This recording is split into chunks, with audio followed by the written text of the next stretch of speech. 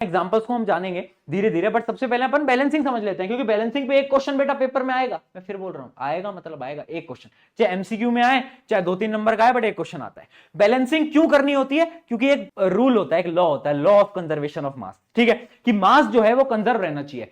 Balancing में हम करते क्या है, जितने रिएक्टेंट हैं उतने ही प्रोडक्ट, दोनों को बराबर बनाते हैं, ठीक है। अब हम एक एग्जांपल ले लेते हैं, इस एग्जांपल को लेते हैं और इसको हम बैलेंस करते हैं। तो देखो बैलेंसिंग का क्या रूल है, आप बस उतना समझो। आपको सबसे पहले एलिमेंट्स लिखने हैं, कौन कौन से एलिमेंट्स हैं? Fe है, हाइड्रोजन है, ऑक्सीजन है। फिर आपको लिखना है कि रिएक्टेंट में वो कितने हैं। रिएक्टेंट कौन सा होता है बेटा? लेफ्ट साइड, एक है, ठीक है। हाइड्रोजन कितना है? 2 है, ऑक्सीजन 1 है। अब देखो प्रोडक्ट में कितने हैं, उधर 3 है, हाइड्रोजन कितने हैं? हाइड्रोजन बेटा 2 है, और उसके अलावा ऑक्सीजन कितने हैं? ऑक्सीजन है 4। अब ये देखो बैलेंस नहीं है, रिएक्टेंट और प्रोडक्ट बराबर होने चाहिए। हम क्या करेंगे, हम देखेंगे सबसे ज्यादा कौन, जो सबसे बड़ा उसको सबसे पहले बराबर कर दो। सबसे बड़ा कौन? ऑक्सीजन।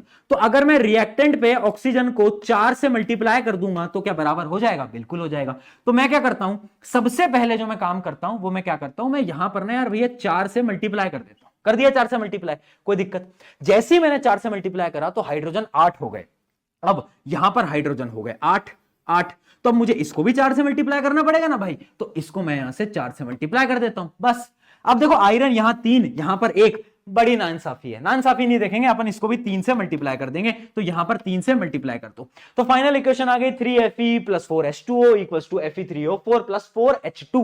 देखो सारी चीजें हो गई हैं आपकी बैलेंस। इस तरीके से आप जल्दी में बहुत आसान तरीके से बैलेंस कर सकते हो। Balancing is one of the most easier topic of this chapter. एक क्वेश्चन आपको practice, was the one of the best revision series. जो बच्चे को कुछ नहीं आता था उसके लिए तो बहुत दिक्कत हुई होगी, क्योंकि उसको तो पहली बार पढ़ रहा है, बट जिसको आता है, जो रिवाइज करना है, उसके लिए one of the best lecture है, मेरी गारंटी है। अगर इसको सुन के जाओगे ना एग्जाम से पहले, मजा आ जाएगा, सारे फ्लो में ऐसे ऐसे चीजें आ जाएंगी तुम्हारी आंखों के सामने। और ये क्वेश्चन आपके लिए, ये आपको अभी कमेंट करना है, अभी के अभी ये आपको बस बैलेंस करना है, और इसका आंसर ABCD में से क्या है वो आपको कमेंट बताना है, जल्दी से फटाफट से अभी के अभी इसका आंसर कमेंट में करना। On this note, take care everyone, और बताना अगला चैप्टर आपको किसका चाहिए, अगला chapter revision series rapid revision आपको किसका चाहिए। Take care, bye bye.